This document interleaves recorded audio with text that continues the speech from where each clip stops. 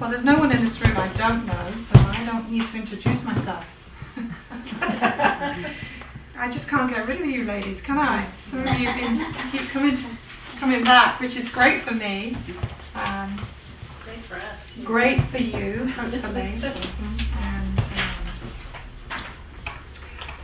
so tonight we're going to do stress management. This is foundational in anger management. One of the reasons is that you're going to have to learn these tools so that it becomes a habit for you. Because when you get stressed, you're unlikely to turn to these when you're stressed. Because what happens is we tend to get into memory loss, and I'll explain more of that later. And so we don't think to do these kinds of things when we're stressed. So you want to start practicing these things in your calmer moments so it becomes a habit for you. One of the reasons that anger management works from an educational standpoint is because we're teaching our brains how to use these tools over and over again. If you do it from a therapeutic standpoint, you're kind of looking at, well, why do I get angry? But it doesn't necessarily solve the problems when you get angry. And what we're going to do tonight is I'm going to give you all sorts of tools to work with. And some of these tools are going to be 5 minutes, because sometimes we don't have a day to take a retreat or take an afternoon. So a lot of the tools I'm going to give you are very short and easy to do. So let me ask a question. How many of you know what the stress response is and what it does? It's a physiological response, like fight or flight. And what do you think it does? I think originally it got you prepared to be safer, because you could either defend yourself or get away. Right. Yeah. Yeah. What happens is that when this response kicks in, and it's called fight or flight, but some researchers and some doctors also talk about freeze, because some people freeze in their stress response. But generally it's called fight or flight. And what happens is the main organs in your body kick in to provide the energy and the fuel, the muscle, also sometimes oxygen to help you deal with the stress that you're dealing with. So if you're in the gym, which is a good stress for you, that stress will kick in and it will give you the energy and the fuel you'll need to be able to deal with it. The problem is that if it continues and the body is not able to get back to normal, that's when problems start to arise. Because the stress response isn't supposed to be running for long periods of time. Your body is meant to get back to normal. And then it kicks in again when there's another stress. But if you're continually dealing with stress all the time and your body's not able to get back to normal, that's when you'll start to have physical problems, where sickness will start to come. You'll also have some mental and emotional problems. This is where your anxiety, this is where your depression comes. This is also where a lot of the resentment and the bitterness comes, because we're not dealing with our stress. So one of the most important things for you to be aware of with this stress response is the initial response is always physical. Always physical. Your physical body will know it's stressed before you will know it mentally. Which is why I've put all of these physical symptoms on the board. Because you need to know them and know which ones tend to trigger for you. Because this is going to be your first alarm. So if you look at the list, and there may be others that aren't on this list that affect you, and if there are, let me know and we'll put them on the list, because some of you may not be fully aware of all your physical responses to stress. And this is something that you're going to have to learn, because it's your first trigger. It's the one thing that's going to tell you that you're stressed. Your brain isn't going to go there yet. So that's why it's important. So look at that list and think about which are the symptoms that I tend to go into when I get stressed. So let me ask you, let's ask some of you, what are some of the stresses, physical symptoms that come up for you with your stress? That you can relate to? I eat too much. You eat too much. Insomnia. Insomnia now? Okay. Heart pounds. Heart pounds. Forgetful. Forgetful. Generally, when you start entering into the forgetfulness and the memory loss, your stress is really high at that point. Some of these things, Meja, you might need to take a closer look, because probably these are going on before you hit the memory loss. Now, how often, when you get stressed, you get to a point you can't think straight? Talked about memory loss. Maybe you can't hear properly, or you can't see properly. How many of you have experienced that? Yeah?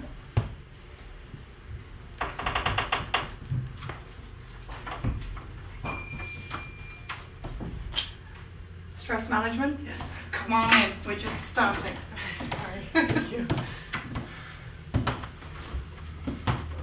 Yeah, let me give you this. So we're looking at, I'm sorry, I'm Philippa. I'm Jillian. Hi, Gillian. Hi. So we're looking at our physical symptoms, because that's our first clue. And we've got to a point where we're asking the question, you know, what happens, whether some of you experience this memory loss and can't hear, can't see straight, and especially when we're dealing with difficult relationships and conflicts, we get into that tunnel vision where we really want to win this argument, but we've reached a point of no return, and all this stuff starts happening. We can't see, we're not fully aware of what's going on around us. We've got this memory loss going on. Sometimes we can't even hear. Now, some of you have already seen this, but I can causing stress by the board. Okay. Some of you have already seen this, but it is so important in anger management. This is when we get really stressed and our memory starts going, our judgment gets impaired, we have this inability to reason with others, we go in what we call DPA, which is down here. So this is not the time to try and work through an argument at this point, because when you hit DPA, both your blood pressure goes up, also your pulse rate is going up, and what happens is the thinking part of the brain is now hijacked by all your emotions. So you are driven by your emotions at this point. And that's not a good place to be, because we're not able to, it's clouding our judgment, we're not able to think clearly. And as some of you have already said, there's memory loss involved. So, you know, you might not even remember what you said 5 minutes ago. You might not even hear what they're saying. You told us previously what DPA stands for. So it stands for diffusal physiological arousal. And this happens with everyone. Everyone. We hit that point of no return. I have a lot of clients that say to me, I don't understand why I get from 0 to 60 in such a short period of time, and I just lose it. 1 minute I'm calm, and the next minute I've gone off the rails. And it's because this has taken place. DPA has taken place. So let me explain what you see on the board. So we call this box in anger management the problem-solving box. This is where you want to reign. So we're having an okay day. A problem comes up, whether it's situational or relational, and tension starts to build. Here is where you need to think about your physical symptoms, which is why it's so important. Because this is where the stress starts. when the tension builds. Now, sometimes we don't pay attention to that, so we get into conflict. When we get into the conflict, sometimes, depending on what we're dealing with, we might think, you know what, I'm not handling this very well, or I'm feeling a bit of tension. I'm going to go into this problem-solving area. And this is where you would use some of your stress-reducing activities, hopefully some that I'm going to give you tonight. Or you get into problem-solving. You might assert yourself and have a conversation with this person. But your thinking is still relatively clear at this point. However, if we continue to ignore this, the physical symptoms that's going on in our body, and not paying attention to that heart pounding, we can come out of that box and go straight into DPA, where we can't even think straight. And that's where reaction occurs. So this is so important, and I've given you a visual so that when you're dealing with stresses in your day, you will know where you are in this box. Am I in the box or have I come out? And even if you have come out, sometimes, even if you've just come out and you've lost it with someone, we can, at this point, go to the problem solving, or in this case, it's probably a timeout at this point. Because we're not really in a good position to really think it through, so a timeout is probably the best thing that you can do when you've come out of the box. But most often, when people have come out of the box, they go straight into DPA, they're screaming and shouting, they've gone into this reaction mode, and then they take the time out, and by then it's too late, because you've already done some damage. One thing that you need to be aware of is when you hit this, it takes 20 minutes to an hour to calm down. So imagine some of the conversations that you're having, and you've entered into this realm. You need to move away from that conversation, because your brain is not able to think clearly at this point, because all the emotions have hijacked the thinking part of the brain. You may not even realize what you've done at this point. Also, men, unfortunately, take longer to calm down than women. So especially with your spouses or with your male friends, and this is what happens a lot in domestic violence, the women won't let go. They follow their husbands into different rooms, or they try to have conversations with them because they're calm, but they're not paying attention to what's going on with their spouse. And they take longer to calm down than you do. But I also will add, if you have a history of angry outbursts, it could take you longer than an hour.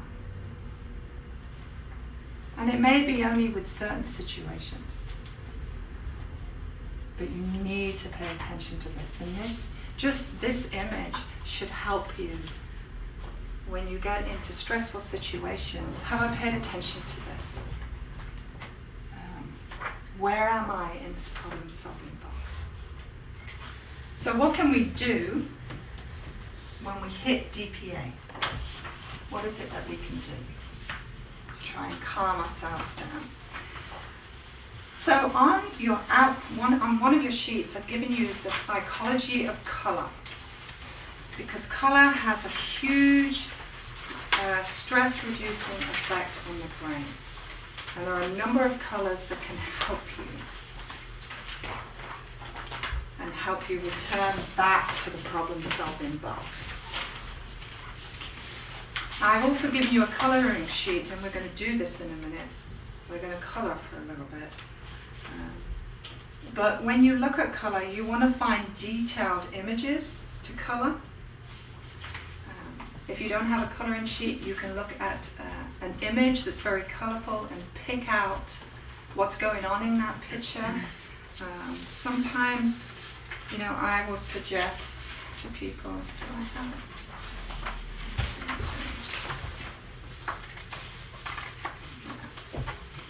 I get those pocket calendars that have seams, and I get people to pick a picture and suggest to them that they put themselves in that picture and they use all their senses and imagine themselves. Now, for those who have history of abuse or get triggered by certain images, by past memory, you don't want to try this one because it actually can trigger people. But things like looking at colourful images and picking out, how many apples are on that tree, how many leaves are on that tree, and what's happening is instead of focusing on the stress, you're focusing on the colours and the images that are in the picture. So you could do this on your computer, you could pick an image from your smartphone, or you could use these colouring sheets. And where I get these sheets is from a colouring book called mindware.com. You can actually buy the book itself, and it has all these different colouring sheets. Come on in,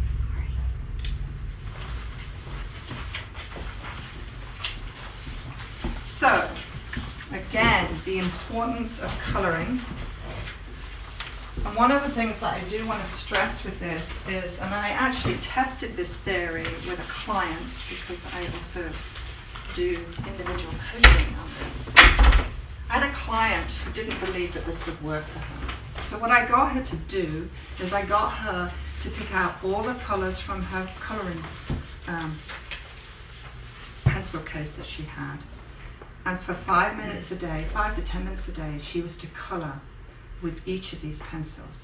And she thought that certain colours that she loved and enjoyed would be the ones that would help her be less stressful. In fact, it was the opposite. The colours she didn't like were the ones that helped her the most.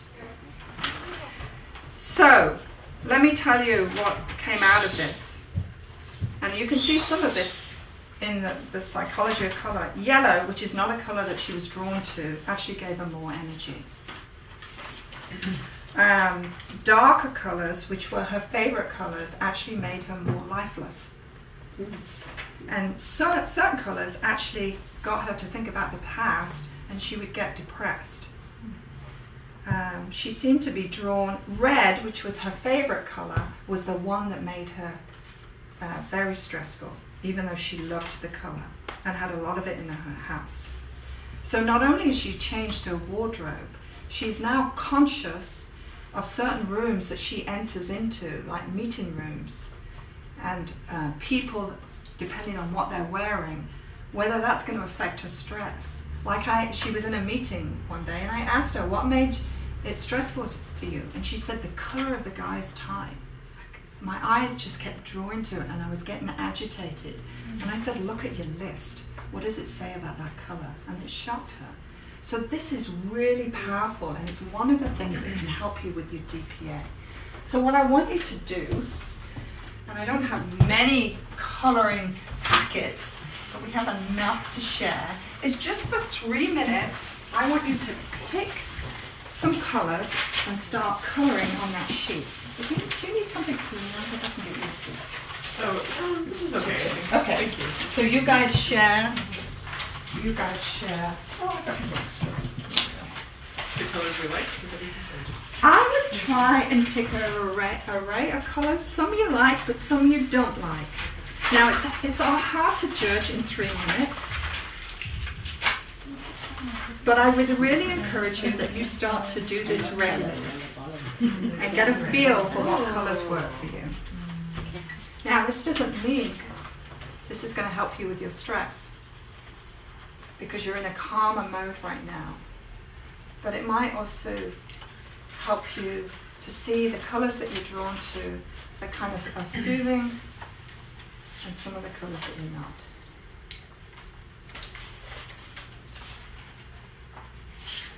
And with this colouring sheet, you're not expected to colour the whole thing.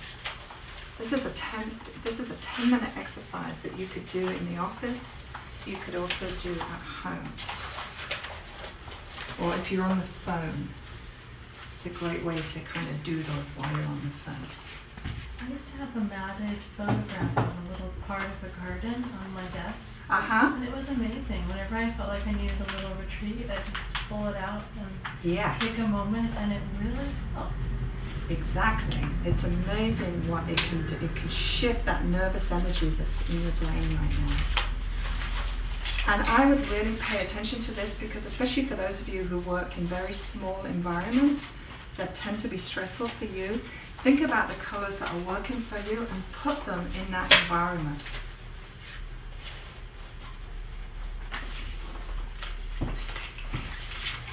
And one thing I would suggest when you do this colouring is it's always good to have some kind of format in the colouring, like you have here. You have an image to colour over. When you try to do it yourself, often we can get a little bit frustrated and it can create some stress. So bear that in mind. And don't do the colouring as a way to perfect your artistic talent, because then you'll get stressed, right? Because it's not what you want. This is all about trying to reduce the nervous tension in your brains. It is not about a masterpiece. I see. You know, I've had people that they do this and then they rip it up and then they try again, and it's like you're making this more stressful for yourself. So try and keep it as a way to deal with your stress, not to think about it as a masterpiece. Okay. I think we've done quite a bit of colouring. How does that feel generally? I mean, I know it's only 3 minutes, but is it soothing just to do? Yeah. Relaxing. Relaxing, right? It's fun. It kind of centers me, and I'm focused on this instead of thinking of the other things I could be thinking about. And that's the key. Normally, I think for me it would be stressful because I'm a perfectionist. Right. And so I want to get it all right in the lines and pretty looking and all that. But because we only had 5 minutes, I had to give that up. And maybe what you could do is for the next 2 weeks, as a challenge, because you know I'm the kind of woman that likes to give challenges, just colour for 5 minutes.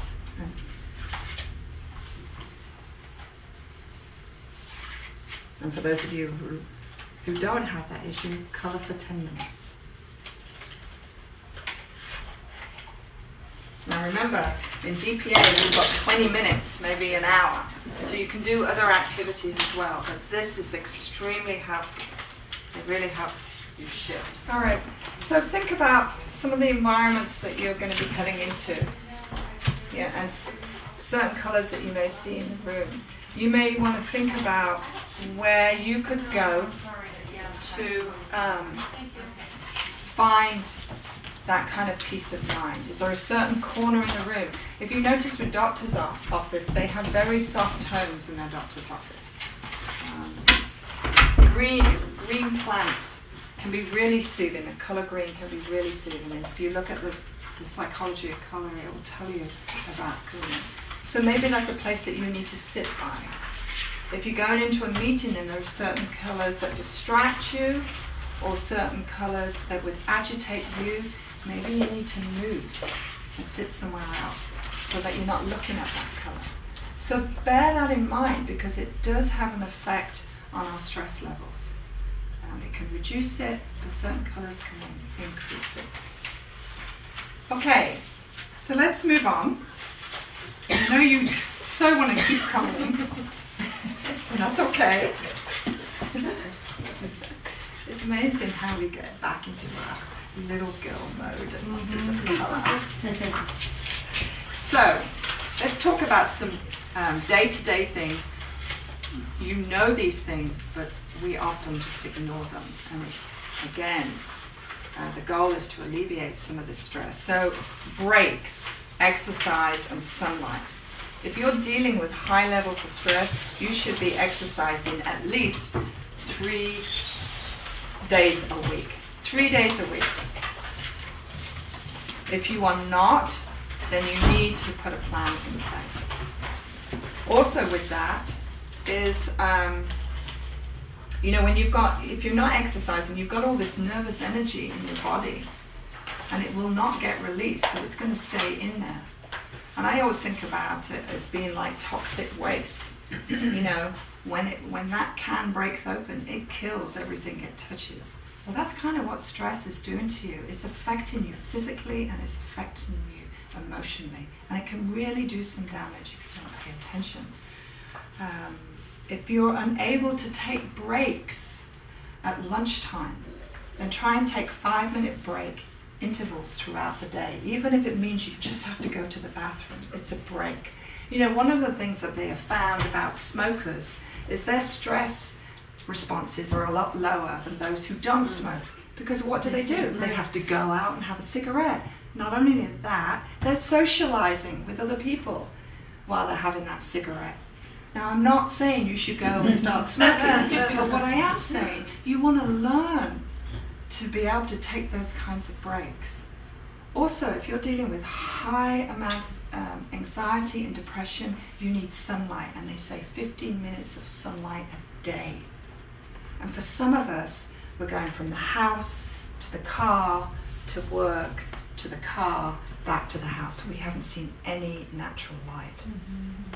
And if you're dealing with a lot of depression or anxiety, you need that sunlight. So pay attention to that. And look, you've got 3 things that you can do at the same time. You could take a break, you could go for a walk, and you could get some sunlight. And I know some of you are doing that, but some of us forget the need for it on a daily basis, and you need to incorporate it in your day. Diet. I've given you a diet sheet because you need to fuel your stress when it comes, and a poor diet will actually intensify your stress responses. And the foods that I've given you are quick foods that you can take when you're heading into stressful situations. Because generally when the stress response kicks in, we have poor digestion, as well as we will crave sugar and carbs, which don't last. So think about some of the foods on the list. What you can eat ahead of time as you get potentially going into this stressful situation. You know, even tonight, I had a yogurt so my brain could keep running. Because yogurt is good for the brain. And so I had a yogurt so my brain could keep running. What I didn't want to do is have caffeine, because that will intensify my stress response. And I've seen people go into meetings with a cup of coffee. You know, have decaf and then have your fully loaded coffee after the meeting, because it will increase your stress response.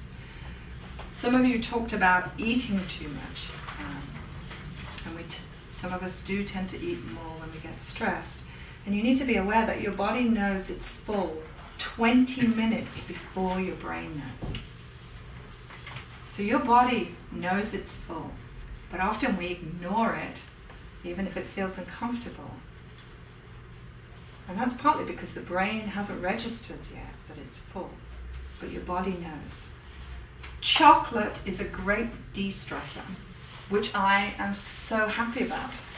So when I get grouchy, my husband brings me a bar of chocolate, because it has the same chemical release as you falling in love with someone.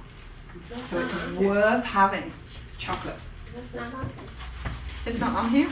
No, I haven't put it on there because I don't want to increase your weight gain or bad teeth. But I do say that it does not on here.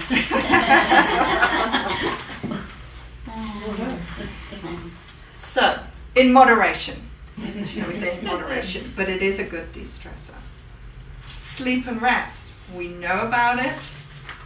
Some of you deal with insomnia. But numerous studies have shown that sleep deprivation has the same effect as being under the influence of alcohol. So at 0.8, you are over the limit. You are drunk, basically. Between 0.3 and 0.4, both your driving and your judgment is impaired. If you lose 2 hours of sleep, you're at 0.5. That's not very far from being over the limit if you drank some alcohol. So think about that when you get up the next day and you have a full day. If my judgment is impaired, and more so because you're at 0.5, maybe I should tackle the easier tasks today and do the harder tasks tomorrow. Now I know for some of you, you don't even have that choice. You have to tackle all the hard tasks, right?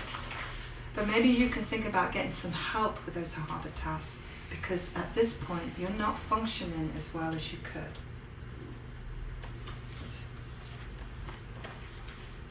Okay, so I'm going to give you a breathing technique. There are many breathing techniques that you can do. And some people meditate and breathe and chant things, but what I have found with that is often we're so focused on what we're chanting or trying to say as we're trying to calm down that we miss the breathing, and it's the breathing that's going to reduce the tension in your body. So the easiest one and the most simple one is what we call a counting breath. So what I want you to do is I want you to put everything down, because I want you to practice this. Don't cross your legs. And when we do the counting breath, what we do is just breathe normally in whatever way you like to breathe, because I know some people say it's better to breathe this way, but then we get stressed about it, so we're just going to do it the way that fits you. You will take a deep breath, but when you breathe out, you're going to count. So it will be 1, 2, 3. And normally you would do 40 of these to really calm down the acceleration that's going on in your body. But we're just going to do 10, just for you to get the feel of it. The focus is not the counting. So if you miscount, don't worry about it. Just pick a number and start from there. Because we don't want you to get stressed with counting either, right? The goal is the breathing. So when you're ready, get yourself just comfortable and just taking those deep breaths.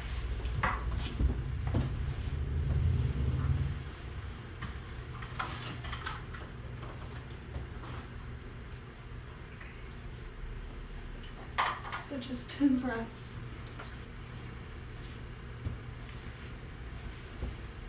While people are finishing up, how was it for those of you that have just finished?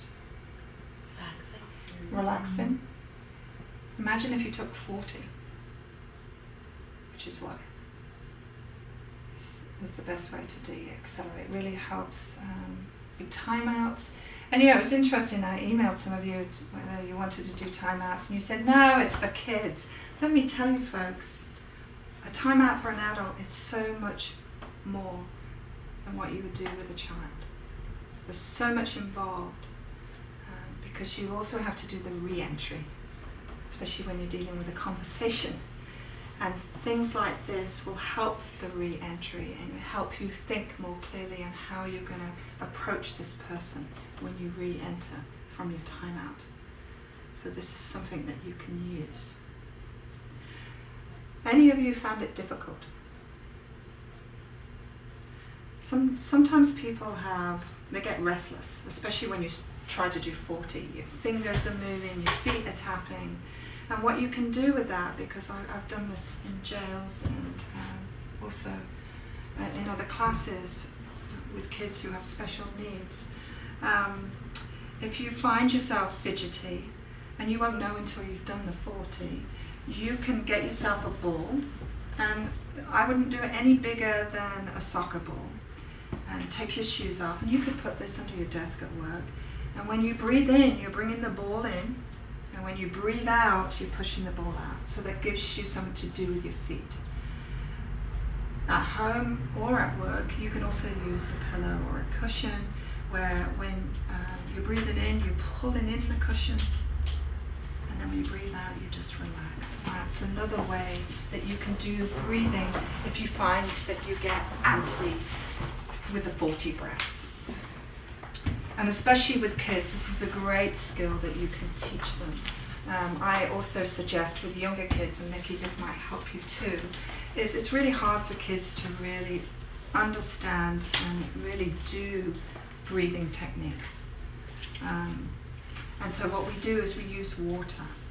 And when I've done it with special needs, what I do is you get the child in the bathtub, and you get them to imagine the water and the ocean coming up on their chest, and you would move that water up to them so they could feel it, and as they do it, they take that breath. And then when the tide goes out, you use your hands to do that. You teach the child to breathe out. And so that's a technique that you can use with younger kids. Now, another technique you can use, and this is a lot of therapists use this to actually shift our negative thinking, which can create stress. They use that when clients tend to be moody, is what we call rapid eye movement. And so we're going to try this also. For those of us who have glasses, you will need to take these off. Okay? And I would suggest, especially with this one, if you're prone to headaches, take it really slow. And if it does persist, then stop and do the breathing exercise, because what you're doing is you're using your eyes, but you are not moving your head. So there's a lot of focus. So your center point is going to be the end of your nose. Okay, that's what you're going to focus on. And then, from there, you're going to look as high as you can with your eyes without moving your head. And I've seen a couple of you already move your head. Keep your head still, but just use your eyes and then come back to the center point. Then you're going to go as far as you can to look down at your chin and then come back to the center point. Then you'll go to the right and then back to your nose and to the left and back to your nose. And you'll do that again. So we're just going to do that for a minute. You may find, your eyes get tired, so take it slow. But I just want you to practice, and this can help shift some of the negative thinking. Yeah, it wasn't especially, I think it's like what you said, the perfection. Like I was thinking, am I doing it right the whole time? Yeah. I think it wasn't so relaxing for me. Yeah. It takes practice, this one. But especially when you've had an argument with someone and you're really upset, it's hard to shift that mood. And this is what therapists use, this technique. So if it's going to take some practice, take it as slow as you can. But often, especially when we're having a timeout, we can't think through the problem.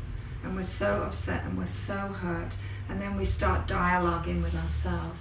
And it's hard to shift that. But with the rapid eye movement, that can help you focus on what you're doing here as opposed to what's going on here. But it does take time to do. And I'd really encourage you, eat the chicken and spit out the bones. Some things will work for you, some things won't. Okay, managing our time. And in this day and age, it is hard, is it not? We try and cram everything into a small amount of time. But one of the areas that have been effective both in stress management but also in the business world is what we call the SMART goal. Can you see that, Nikki? Okay. And you can do this with activities at home. You can also do that at work. There are many variations of this, but the reason why I like this one is because it has a reward system. And I know some of you say, well, I'm good at setting goals, but I'm not really good at completing them. And there's a reason for that. And research has shown that if you set 3 goals, you are more than likely to complete them. If you set 4 goals, you're more than likely only complete 2. And if you set 5 goals, you're more than likely only complete 1. So if you have a huge project, try to break it down into small chunks and set 3 goals, because you're more than likely to complete it. What often happens is you have this big project or you have this big task and we've got all these goals and we don't complete them. And it gets stressful, we get frustrated with ourselves, our confidence goes. So try to break it down into reasonable chunks. And then when you start the goal, you want to think about what the specific task is. So say I was doing this at home, like I've got to clean up the bathroom, which is a job that doesn't bring a lot of motivation for me. But it's a specific task that I need to do. So how can I make it meaningful for me? Some people love cleaning the bathroom, but it's not meaningful for me. So maybe I'll listen to some music while I'm doing it. Maybe that will motivate me. Is it attainable realistic? Yes, I can do it. If I ask my son to clean the bathroom, it may not be realistic. And certainly not a great job. Reward, especially if it's big goals that take time to complete. Have a reward in the middle, have a reward at the end. You know, as I've mentioned before with some of you, we easily reward our pets when they've done a good job, and yet we will not reward ourselves. And it's not just the victories you should be rewarding, it should be the mundane and the tedious things, because that's going to help you maintain this goal. It's going to motivate you to finish it. And for those of you who especially have anxiety and depression, and you have all these goals and you keep failing them, you know, if you keep the goals short and small and have rewards in them, you're going to feel motivated, you're going to feel empowered because you got through this and you rewarded yourself for the work done. You know, especially for housewives, I encourage them to put this in because we do mundane tasks and sometimes we don't get a lot of thanks. So if you're willing to reward your child or your pet, think about rewarding yourself. It's important. Any questions? We're kind of heading into some different routes. Is it normal when you're doing this exercise to feel sleepy? If you feel sleepy, that is good because you are relaxed. If you're feeling tense, I hope by the time we're done here tonight, you're going to be drowsy. Not that you can't drive, but relaxed enough, thinking, you know what, maybe I could incorporate some of these in my day. If you leave here tense, I haven't done a good job with you. Because that's not the goal here. I wanted you to be relaxed, so it's a good thing. Now, clutter. How many of you struggle with clutter? Okay. Well, if you're struggling with clutter, and there's a lot of emotion attached to it, there's also probably a lot of clutter in other areas of your life as well, which also creates additional stress. The bedroom is known to be the most cluttered room in the house, because that's where we tend to dump everything. But think about this, ladies. This is a room that's supposed to be relaxing and a place where you should be able to sleep. If you've got clutter in there, that's the first thing you're going to see when you wake up in the morning, and it's the last thing you're going to see before you go to bed at night. And you haven't even got out the door yet. You might have clutter in your lounge or towards your front door. And again, that's the first thing you will see when you leave, and it's the first thing you'll see when you return home. And that can add to your stress. Kitchen. Research has shown that if you do not clean your kitchens and the countertops, that it can also not only create weight gain, but also increase your clutter. Because if you think about it, why would you want to create a nice meal in a dirty kitchen, in a cluttered kitchen? If you've got papers on the dining room that you've decided not to move and leave there, why would you want to put a nice meal there? And what happens is people go, okay, I'll just rustle up something and I'll sit in front of the TV. They're not dealing with their clutter and they're gaining weight. So how can we change this? I think one of the important things, and especially when I've dealt with clients who struggle with clutter, is to have a vision for each room. What is the room designed to do? Is it a room of rest or a room of activity? And think about your office space here as well, for those of you who work in the office. Is it comfortable? Would I have people over here? Could I prepare a meal? And make yourself a vision board of what that room looks like. I did this with a particular client, and what I did is I got her to make a collage of visions of different rooms and what she would like to see in them. The first thing I noticed when she did that, and I told her to fold it into 4, so she had 4 rooms, was there was no white space in this vision that she put on this piece of paper. I couldn't see the paper because there was so much stuff. And that, I said, what do you see? And she said, I just see all this stuff.